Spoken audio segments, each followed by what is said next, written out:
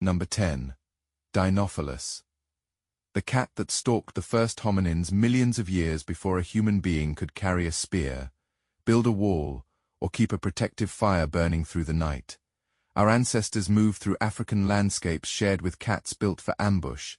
They walked upright, but they were not dominant. They were small, bodied, vulnerable when alone, and forced to travel between patches of food, water, trees, and shelter while predators watched the same routes.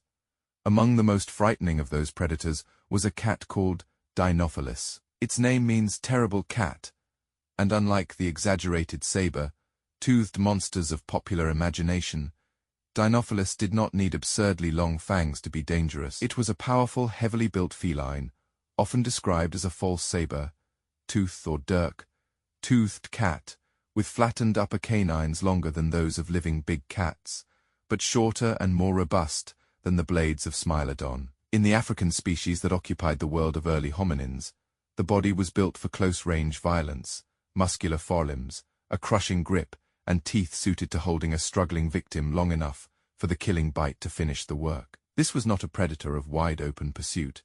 Dinofelis is generally reconstructed as an ambush hunter, most effective where vegetation, rocky ground, woodland margins, or river corridors allowed it to approach without being seen.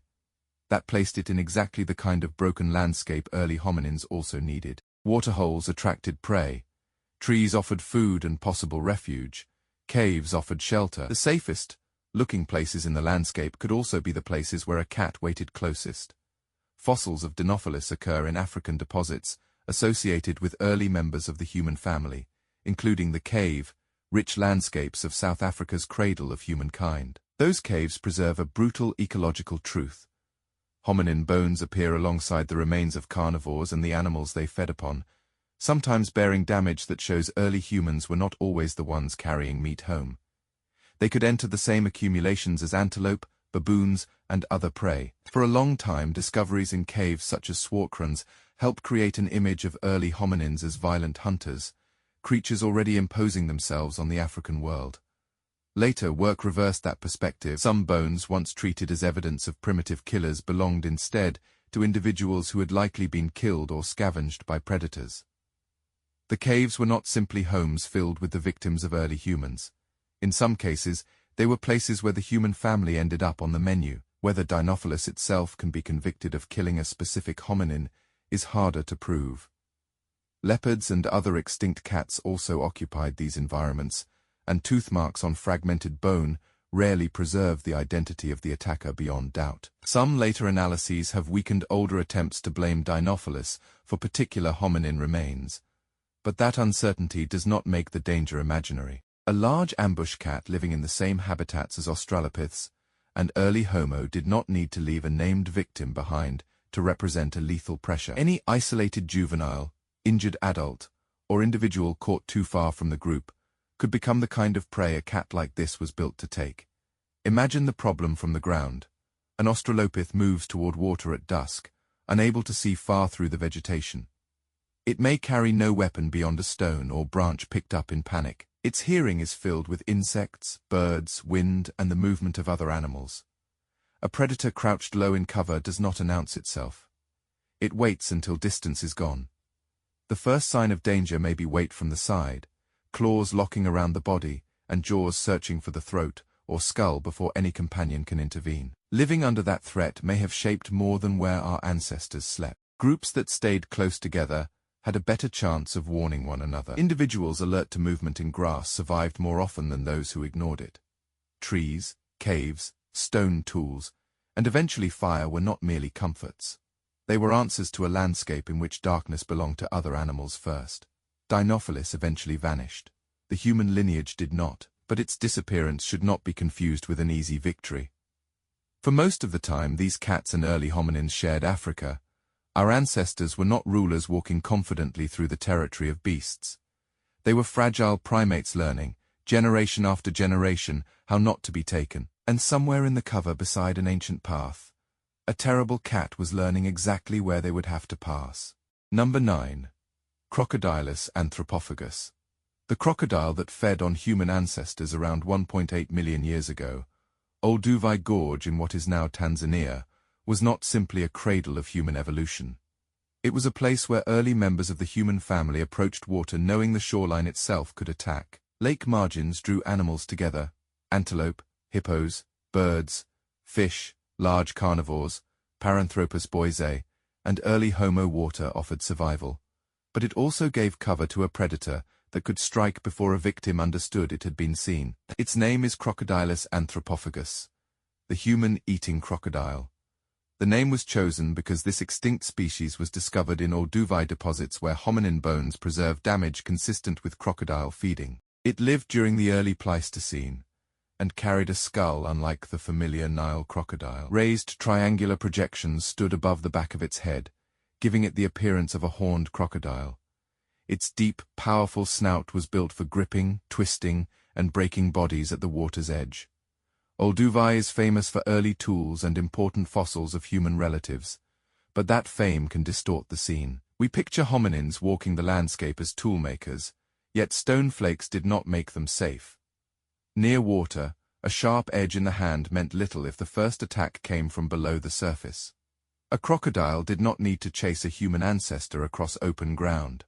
It only needed a drinking place, a crossing point, or a moment when someone crouched close enough. The evidence is written on bone. Hominin remains from Olduvai, including fossils associated with early Homo. Bear marks interpreted as crocodilian damage, punctures and scoring consistent with jaws closing around a body or feeding after death. Those traces reveal a role early humans rarely occupy in the popular story of evolution. They were not always the hunters bringing carcasses to a site. Sometimes their own bodies entered the feeding record of other predators. Some of those remains belong to individuals known only from fragments. A young Homo habilis is represented in an Olduvai landscape, where crocodiles were present. Other early human bones show damage compatible with crocodile feeding. Their deaths cannot be reconstructed as a single dramatic scene. No fossil records the instant jaws rose from the water. But the marks are enough to tell us that at least some hominin bodies passed through crocodile teeth. There is an important boundary between what the bones prove and what the imagination wants to add. Crocodiles consumed hominin remains at Olduvai. Crocodilus anthropophagus is the extinct crocodile known from those deposits, and is therefore the most unsettling suspect. But a bite mark cannot always tell whether the animal killed a living victim or scavenged a body already dead. It cannot tell us whether someone was seized while drinking, dragged from the shoreline, or discovered after another death. The evidence does not give us a complete attack. It gives us something colder. Human ancestors were edible in that landscape, and crocodiles fed upon them. To survive around Olduvai, early hominins could not simply avoid water. They needed it every day. They needed lake margins where animals gathered, useful plants grew, and carcasses or stone could be found. The danger was built into the geography of survival. Every approach to the shallows forced a calculation: stay close to others, watch the reeds, do not let the young drift toward the bank. Modern humans still understand the terror of crocodile water because the attack leaves almost no time for resistance. For an early hominin, smaller and more exposed, the margin was thinner still. Imagine a figure kneeling at a muddy edge under the African sun. The surface is still except for insects and faint ripples. Beneath it lies a body armored in scales, with eyes and nostrils barely above the waterline, waiting with a patience no primate can outlast. Then the surface breaks, a jaw closes. The struggle lasts only as long as the predator allows before the water returns to silence. The story of human evolution celebrates the hand that made tools, carried food, controlled fire, and eventually reshaped the planet. Olduvai preserves the other side of that story. Before the hand became powerful enough to dominate the landscape, it still had to reach toward water, where something ancient, hidden, and immensely strong might seize it first. Dinofelis could wait in cover along the path. Crocodilus anthropophagus did not need a path at all. It waited at the one place every living creature eventually had to approach. At Olduvai, the water that sustained our ancestors also preserved the evidence that, for a crocodile watching from below, the human family was never untouchable. It was prey. Number 8. Pachycrocuta. The giant hyena that challenged early humans for meat around 1.4 million years ago. the first human populations moving into Western Europe entered a landscape where finding a carcass was not the same as owning it. In southern Spain, mammoths, horses, deer, rhinoceroses, and saber-toothed cats lived around open grassland and water. Early Homo was there too, carrying stone tools sharp enough to remove flesh, but another animal followed the same smell of death, and it had jaws capable of reducing a skeleton to fragments. It was Pachycrocuta brevirostris, the giant short-faced hyena, larger and more heavily built than a living spotted hyena. It had powerful limbs, a massive head, and thick teeth specialized for cracking bone. It was not shaped for long-distance pursuit across the plain. Its body was built for strength, taking possession of carcasses, tearing apart heavy limbs, carrying pieces away, and consuming the marrow, rich parts weaker scavengers could not open. For early humans, that made Pachycrocuta frightening in a different way from a hidden cat or a crocodile at the riverbank. A cat might take a lone body, a crocodile might explode from water. The giant hyena could arrive at the very place humans had found food and turn survival into a confrontation. Its approach meant that a group could lose the meat, fat, and marrow they needed after already taking the risk of reaching the carcass. The clearest stage for this encounter is Fuentenueva, 3 near Ors in Spain. There, archaeologists uncovered the partial skeleton of a female mammoth surrounded by stone tools. The remains record 2 users of the carcass. Early humans reached it and cut flesh with stone tools. Giant hyenas also accessed the body, leaving tooth damage. No account describes whether they met face to face, but the stakes remain in the ground. A mammoth represented an enormous store of calories, and both hominins and a bone-crushing carnivore recognized its value. What happened cannot be replayed exactly. The humans may have butchered quickly and retreated before the hyenas came. The hyenas may have driven them off. Both may have returned at different moments over several days, but every version contains the same pressure. Early humans did not step into Europe as uncontested hunters. They entered a world already dominated by carnivores able to seize, defend, and destroy food resources far more powerfully than they could. At nearby Venta Messina, accumulations of broken animal bones have long been linked to Pachycrocuta. The giant hyena carried carcass portions toward denning areas and crushed bones for marrow, leaving an archive of its feeding behavior. Splintered large mammal remains show an animal built to use almost everything. For an early human carrying sharp flakes and perishable wooden tools, approaching such feeding grounds meant entering the territory of a competitor that did not merely eat meat. It dismantled the evidence that meat had ever been there. There is a line the fossils do not allow us to cross. We do not have proof from Fuentenueva, 3 that Pachycrocuta killed a human individual, or that a group of early humans fought one over the mammoth. This is not a preserved murder scene, it is an ecological trap. The same species in the same land needed the same resource, and one of them had jaws powerful enough to make a human body no more difficult to process than the animals around it. Imagine a small group of early humans finding a mammoth carcass beneath an open sky. Stone flakes begin cutting through thick hide. The smell spreads across the plain. There is no fence, no secure store, no shelter. Then broad-headed shapes appear beyond the grass, moving low and heavy, their mouths built to split the bones humans have come to harvest. The group has a choice measured in seconds: stand together, shout, throw stones, or abandon a meal large enough to keep them alive. That pressure may have shaped more than appetite. Meat in open country was safer when more eyes watched the horizon, when more hands could lift stones or branches, and when individuals defended food together. The giant hyena did not need to consume many hominins to influence human behavior. It only needed to be strong enough that no one could ignore its arrival. Pachycrocuta eventually vanished from Europe. Humans remained, becoming better at claiming carcasses, guarding camps, and turning tools into weapons. But at the beginning, the contest was not between heroic hunters and helpless beasts. It was between fragile newcomers and a bone crusher already built to own the dead. At Fuentenueva, a mammoth carcass preserved that contest in silence. Early humans cut into it. Giant hyenas bit into it, and in that dangerous world, the difference between finding a meal and becoming one may have depended on which side refused to back away. Number 7. The Taung eagle.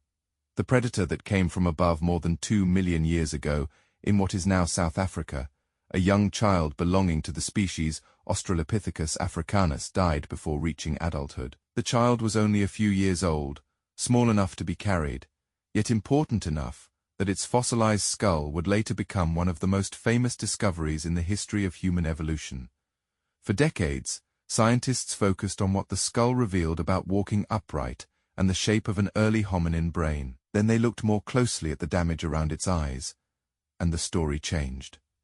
The Taung Child may not have died quietly. It may have been taken from above. The skull was discovered in 1924 in a limestone quarry at Taung, South Africa. It preserved a natural cast of the brain and a face combining ape-like features with evidence of a human relative already walking on 2 legs. Raymond Dart recognized it as a new species, Australopithecus africanus. At first, the fossil seemed to be a milestone in the rise of humanity, but the deposits around it also contained the bones of small animals, monkeys, hyraxes, tortoises, and other creatures that did not resemble the prey assemblage expected from large cats. A disturbing possibility began to form. Modern African crowned eagles hunt monkeys with terrifying efficiency. They strike from trees above the forest, drive talons into the skull or eye sockets, and carry small bodies back to feeding sites or nests. When researchers compared bones from eagle prey with the fossils from Taung, the patterns appeared strangely similar. Small animal remains at the site showed damage consistent with a large bird of prey accumulating them. Then the Taung skull itself revealed the crucial evidence, punctures and gouges in the eye sockets resembling the marks left when a powerful eagle grips the face of a primate victim. The identity of the exact bird cannot be recovered. It may have behaved like the crowned eagle living in Africa today, or it may have been an extinct raptor whose name is gone with the world it hunted. What matters is the victim. The Taung Child was not a rabbit or a monkey from a branch of life distant from ours. It was a young member of the human family, an upright walking child whose skull preserves the possibility that a bird descended without warning, seized it by the head, and carried its body away. That image changes the danger our ancestors faced. A large cat could be watched for in the grass. Crocodiles could be feared at water. Hyenas announced themselves when they approached a carcass, but an eagle turned open daylight into a hunting ground. A young hominin close to its group, walking through woodland or searching near the edge of cover, could be vulnerable without any predator on the ground at all. Safety required looking upward. There is no preserved scene of the attack. We do not know whether adults were nearby, whether the child wandered only a short distance away, or whether the predator struck before a warning could be made. The bones cannot tell us whether anyone searched afterward or watched the bird disappear beyond the trees. They give only the aftermath. One small skull, damage around the eyes, and a pattern of animal remains that resembles the discarded meals of a raptor. Yet that is enough to reveal an entire category of fear. Early hominins did not protect their young only from hunger, illness, snakes, cats, and crocodiles. They may also have lived in a landscape where children were within the prey range of birds powerful enough to lift them from the ground. The smallest members of a group would have been the easiest to lose, and the loss could come in a single burst of wings. The possibility is made more chilling by how familiar the behavior is in living predators. Crowned eagles still hunt primates. They wait above paths, strike with speed, and leave recognizable marks on skulls. The Taung evidence does not require a monster invented by imagination. It requires only a predator doing millions of years ago what its closest ecological equivalent still does now. The Taung Child is remembered because it helped prove that early human relatives evolved in Africa, but its skull may preserve another truth just as important. Walking upright did not make our ancestors masters of their environment. Intelligence did not make every child safe. Long before humans controlled the ground beneath them, they still had to survive what could fall from the sky. At Taung, the human story was not written only in the shape of a growing brain. It was written in 2 damaged eye sockets, where the talons of a predator may have closed around one of our youngest ancestors. Number 6. The Swartkrans leopard, the cat that carried hominins into the dark around 2 million years ago. In the limestone country of what is now South Africa, caves opened beneath a landscape of grass, woodland, and rocky shelter. Early members of the human family lived there alongside antelope, baboons, hyenas, saber-toothed cats and leopards. For a long time, those caves were imagined as places where hominins returned with prey, perhaps as early hunters already beginning to dominate the animals around them. Then one small skull fragment forced scientists to reverse the scene.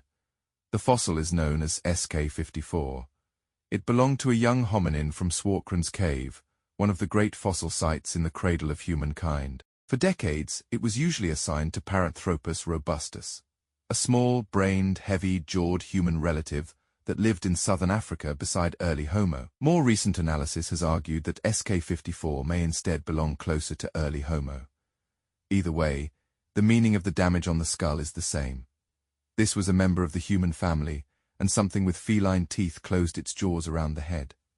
On the rear portion of the skull are two puncture holes. They are small, paired, and placed with an accuracy that made them difficult to dismiss as random breakage. At first, they were interpreted through an old and deeply flattering image of early humanity. Perhaps another hominin had struck the child with a sharpened weapon. But paleontologist C.K. Brain compared the holes with the lower canine teeth of a fossil leopard recovered from the same deposits. The fit was so close that the interpretation changed completely. The skull did not preserve an early act of human violence. It preserved the grip of a predator. Leopards are terrifying precisely because they do not need to be the largest cats in the landscape. They are silent ambush hunters, able to strike from cover, kill prey close to their own size, and drag carcasses upward or into secluded places before larger scavengers arrive. Modern leopards still hunt primates. A young hominin moving near trees, rocks, or a cave opening would have been the kind of vulnerable target a leopard could take quickly, especially if separated from adults even for a moment. Swartkrans makes that threat physical. The cave contained fossil hominins alongside large accumulations of animal bones shaped by carnivore activity. These deposits helped overturn the old story that early human relatives were always the killers responsible for bones in caves. Sometimes they were carried there by the same predators that carried baboons and antelope. Sometimes a cave was not a home filled with the leftovers of human meals. It was a feeding place, and hominin remains belonged among the prey. The death behind SK54 can never be completely replayed. We do not know whether the young individual was caught in daylight, taken from a resting group, attacked near the cave, or dragged there from somewhere beyond it. We do not know whether anyone saw the strike, or whether a family searched for a child already beyond rescue. But two punctures preserved the crucial moment. Jaws positioned over a small head, canine teeth penetrating bone, and a predator strong enough to carry away a body from our own evolutionary line. That evidence also complicates the idea that becoming more human immediately meant becoming safer. If the revised identification of SK54 as early Homo is correct, then even the lineage moving toward larger brains, more flexible diets, and more developed tool use remained prey to leopards. A sharp stone might help process a carcass. It meant very little when an ambush began from behind and ended with teeth locked into the skull. Imagine the landscape at dusk. A small group moves between open ground and the protection of rock. The young stay close, because the edge of the trees is not empty. Above a ledge or inside brush, a spotted cat lies flat and quiet, almost invisible until it moves. It does not need to attack the entire group. It needs one lapse, one straggler, one child at the wrong distance from protection. Then there is a rush, a cry, and the predator disappears into cover with a body small enough to carry. Dinofelis showed that early hominins shared Africa with formidable extinct cats.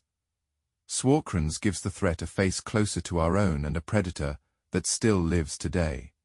The leopard did not vanish into deep time. Its descendants still move through African darkness with the same patience, the same silence, and the same ability to make a primate disappear. At Swartkrans, one young hominin did not leave behind a weapon or a triumph of early intelligence. It left behind two holes in a skull, marking the moment a leopard reminded the human family exactly where it still stood in the food chain. Number 5. Cueva del Camino. The hyena den that held Neanderthal remains around 90,000 years ago, in the Lozoya Valley north of what is now Madrid. Neanderthals moved through cold forests, grassland, river water, and limestone caves. They hunted deer and horses, carried stone tools, and understood the shelter offered by rock. But they were not the only hunters choosing those caves. Some entrances belonged, at least for long stretches of time, to animals whose jaws could splinter the same bones Neanderthals hoped to carry home. At Cueva del Camino, archaeologists found a cave filled with the signature of hyenas. Large mammal bones had been dragged inside, bitten, broken, and partly digested. Coprolites remained in the sediment. The remains of young hyenas suggested that this was not simply a feeding stop, but a den where animals returned and raised cubs. Predator was the Ice Age spotted hyena, often called the cave hyena, a heavily built relative of the living African spotted hyena, adapted to the cold Pleistocene world of Europe. A cave hyena was not merely a scavenger waiting for leftovers. It could hunt, move within a clan, tear apart large prey, and crack heavy bones for marrow.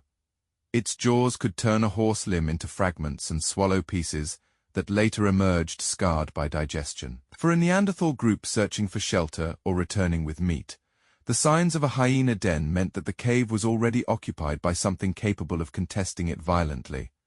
Then, among the faunal remains from Cueva del Camino, researchers identified 2 Neanderthal molars. They are small finds compared with a skull or skeleton, but their presence inside a hyena-dominated accumulation is unsettling. Teeth are among the hardest parts of a body, the pieces most likely to endure after everything else has been scattered, crushed, or consumed. In a den filled with broken prey, even 2 teeth raise a question that cannot be made comfortable. How did part of a Neanderthal end up there? The evidence requires caution. The molars do not prove that hyenas killed a Neanderthal. A body may have been scavenged after death, or a tooth may have entered the deposit during a separate human visit. Cueva del Camino records repeated occupations, not one preserved attack, but the wider scene is clear. Neanderthals and hyenas moved through the same valley, pursued many of the same animals, and sought protection in the same caves. Wherever their paths crossed, the meeting did not have to be harmless. Modern people often imagine Neanderthals as the powerfully built rulers of Ice Age Europe, muscular hunters confronting enormous animals and surviving winters that would overwhelm us. They were strong and resourceful, yet strength did not erase danger. A solitary adult carrying meat could be followed. An injured hunter could fail to return. A child near the cave mouth could meet not shelter, but eyes reflecting from inside it. A den did not distinguish between an animal carcass and a human body if either could be dragged beyond rescue. The threat was not limited to being eaten. Hyenas could deny Neanderthals shelter during severe weather, drive them away from carcasses, and force them to defend food and fire together. A cave was valuable because it protected against cold, gave a place to prepare meat and sheltered children. But those same advantages attracted carnivores. In the Ice Age, shelter was not empty until a human found it. Shelter had owners, and sometimes those owners had bone-crushing jaws.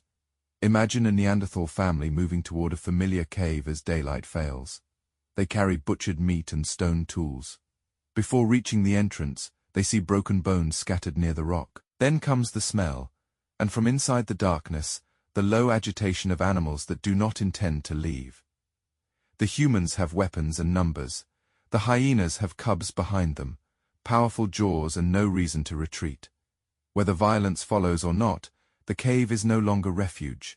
It is contested ground. Cueva del Camino does not give us a dramatic fossil of a Neanderthal locked in a hyena bite. It gives us something more realistic. A place where the 2 species lived close enough that human teeth entered a carnivore's domain. That is how much of prehistoric danger must have felt.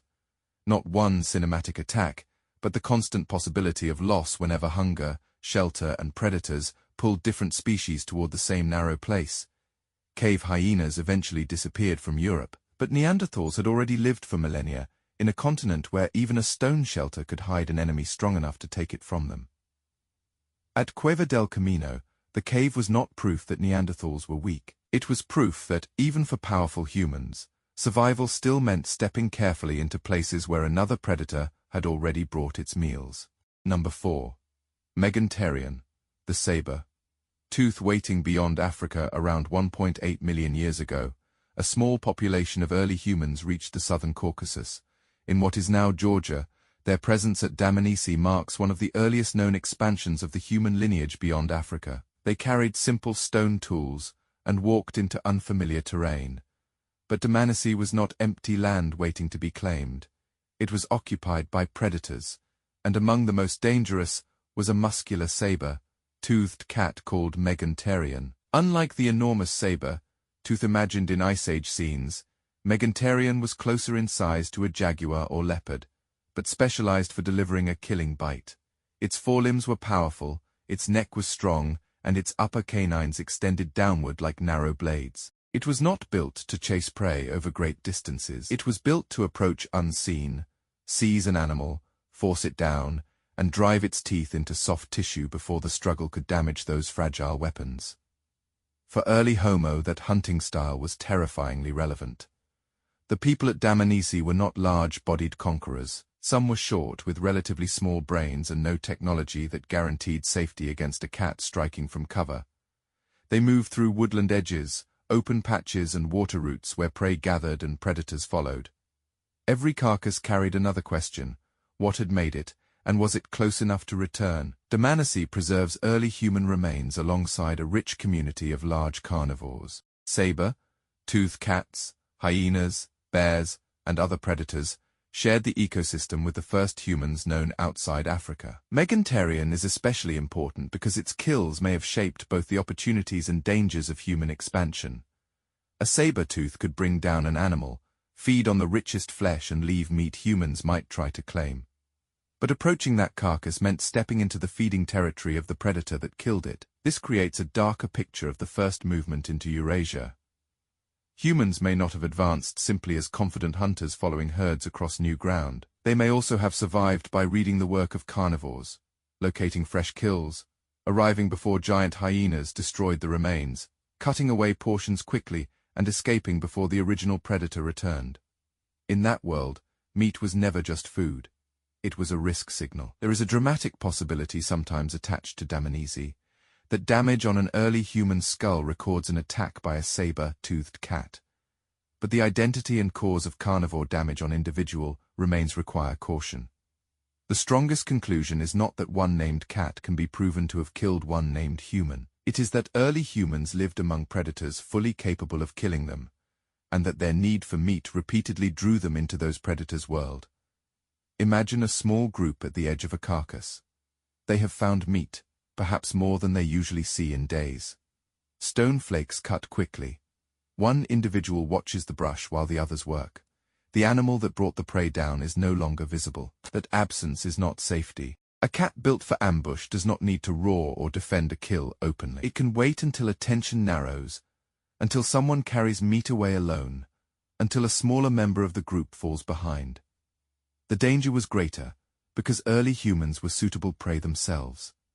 To a saber-toothed cat, a small upright primate separated from others would not have been protected by its future place in history. It would have been flesh, vulnerable joints, and a throat within reach.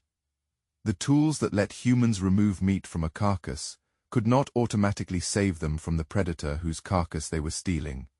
And yet, Dmanisi also preserves a clue to what would eventually change the balance. One elderly individual survived after losing most of his teeth, living long enough that others may have helped keep him alive. In a landscape filled with carnivores, social care was not merely kindness. A group that protected the vulnerable, watched the margins and shared food could remain in territory where an isolated primate would disappear. Meganterion did not stop humans from leaving Africa, but it reminds us what that journey meant. Our ancestors were not walking into an empty world as future rulers. They were entering hunting grounds already claimed by cats perfected for killing. At Dmanisi, the first human steps into Eurasia were taken under the shadow of saber-teeth, where every stolen meal may have carried the same warning. The predator that left it behind could still be watching. Number 3. Homotherium. The scimitar cat that shared the human hunting ground for much of the Pleistocene. Across Africa, Eurasia, and the Americas, a saber-toothed cat moved through the same broad world, eventually occupied by human beings. Homotherium was different from the more famous saber-tooths, taller at the shoulder, longer in the legs, with a sloping back, a short tail, and flattened upper teeth shaped like scimitar blades. It was a predator suited to open ground, where prey could be pursued, exhausted, and brought down beneath an empty horizon. In Europe, The species is known as Homotherium latidens. It survived far later than scientists once expected, overlapping with archaic humans capable of organized hunting and wooden weapon technology. That overlap matters because humans and scimitar cats were not separated into different worlds. They watched the same herds, crossed the same plains, and wanted the same carcasses. If human hunters moved toward horses, deer, or young elephants, they were entering a landscape where another large predator had already learned how to take them. The body of Homotherium suggests a terrifying hunting style. Its front limbs were strong enough to control struggling prey, but its legs were proportioned for moving efficiently across more open country than a leopard or a classic ambush cat might prefer. Its canines were shorter than those of Smilodon, less fragile and better protected inside the mouth. This was not simply a cat waiting beside one narrow trail. It may have been able to follow moving prey across distances, hunting in the very spaces where humans could see danger coming and still be unable to outrun it. A site in Texas reveals the scale of what scimitar cats could take. At Friesenhahn Cave, the remains of Homotherium were found among the bones of hundreds of juvenile mammoths. The concentration shows a predator repeatedly capable of bringing the young of one of the largest Ice Age animals into a cave. A hominin was not tougher than a juvenile mammoth. A lone individual, a child, or an injured hunter would have fallen well within the danger such a cat represented. In Europe, one of the most unsettling encounters comes from Schärtningen in Germany. The site is famous for wooden spears and butchered horses, proof that humans there were skilled hunters hundreds of thousands of years ago. But remains of Homotherium were also recovered from the same ancient landscape. Even more strikingly, a bone from one of these cats shows marks consistent with human modification. By that point, the relationship was no longer only predator looking at potential prey. Humans could confront, process, or claim the body of a saber-toothed cat. Yet that moment of reversal should not erase the older danger. Before a group of humans with weapons could hold a line around a carcass, there were countless encounters that left no artifact behind. A person crossing open ground could see a large cat and still have nowhere to hide. A hunting group concentrating on wounded prey might suddenly realize another hunter had been following the same animal. A child gathering near the edge of camp might be small enough to take and slow enough to lose. The fossils do not preserve a human skeleton bearing an unquestionable Homotherium killing bite. This predator cannot be accused of a named human death simply because it lived beside our ancestors. But prehistory is filled with dangers that rarely fossilize in the moment of attack. The evidence instead gives us proximity, ability, and competition. A lion-sized cat equipped to kill large mammals, surviving alongside humans who depended on the same exposed hunting grounds. Imagine an open Pleistocene plain at the end of day. A group of humans stands near a fresh horse carcass, stone tools in hand, trying to remove meat before darkness comes. Far beyond them, a shape moves with a strange sloping profile, too large to be ignored and too confident to be merely passing. Humans had weapons now. They had numbers, but the animal approaching them belonged to an older rule of the landscape, one in which meat was claimed by whatever could hold it. Homotherium eventually disappeared, while humans became the predators left standing. But for a long stretch of shared time, that ending was not guaranteed. Our ancestors did not simply hunt across the Ice Age plains. They hunted inside the territory of cats capable of taking mammoths, contesting carcasses, and reminding any isolated human that intelligence alone did not make the body safe. On the open ground where there were no trees to climb and no water to hide in, the scimitar cat did not need darkness to be frightening. It could be seen approaching, and still be something our ancestors had every reason to fear. Number 2. The Thomas Quarry hyena, the human femur found in a carnivore's cave around 500,000 years ago, on the Atlantic edge of what is now Morocco. Early humans lived in a landscape of rocky caves, open ground, and dangerous competition. They made tools. They hunted or butchered animals. They had survived long enough to become capable predators in their own right. But inside a cave near present day Casablanca, one fragment of bone preserves a reminder that the old balance had not disappeared. A human thigh bone had been chewed by a large carnivore, most likely a hyena. The site is Thomas Quarry, where excavations exposed a cavity known as the Grotte Hominid S. Its deposits contain human fossils from the Middle Pleistocene, along with the remains of animals and traces of carnivores using the cave. Among those finds was part of a human femur, not a skull that might have rolled into the cave, not a tooth lost during life, but a piece of one of the largest bones in the body, broken and marked after the person was dead or dying. The damage is unmistakable. Both ends of the surviving femur carry pits, scores, notches, and fractures made by teeth. The marks cluster where a carnivore would work to reach soft tissue and marrow. The bone was still fresh when it was damaged, not dry and ancient. Its broken edges show that a predator fed on the leg soon after the individual died.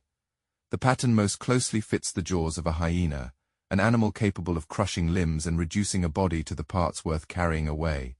That distinction matters. A human bone found among carnivore remains can arrive there by accident. A body can be washed into a cave or disturbed long after burial. But this femur had passed through the feeding behavior of another animal. Someone from the human lineage had become a food resource. Their leg opened and consumed in the same landscape where humans themselves processed carcasses with stone tools. The fossil cannot tell us whether the hyena made the kill. It may have found a body left by injury, disease, conflict, or another predator. It may have scavenged someone already dead. The scientists who examined the femur were careful not to turn tooth marks into a scene the evidence cannot prove. But that uncertainty does not make the find less horrifying. Whether attacked alive or consumed immediately afterward, the individual at Thomas Quarry ended in the jaws of an animal that treated a human body as meat. Hyenas are easy to underestimate because modern stories often place them behind lions, laughing scavengers waiting for what stronger killers leave behind. In reality, hyenas are powerful hunters and relentless bone processors. A large Pleistocene hyena did not need permission from a human group to claim food, shelter, or a corpse. It could drag limbs, crack bones for marrow, and defend a cave filled with the remains of its meals. A human alone, wounded or separated from others, would have faced a predator equipped to dismantle exactly the strongest parts of the body. The cave deepens the unease. Human remains in its deposits were not more exceptional than the remains of several prey animals. In that dark cavity, a human femur did not occupy a protected category. It lay among the refuse of carnivore feeding, part of the same ecological reality as zebra, antelope, or baboon bone. 500,000 years ago, being human did not remove a body from the menu. Imagine a small group moving through the Moroccan landscape, knowing a member had not returned. Perhaps they heard hyenas in the distance that night.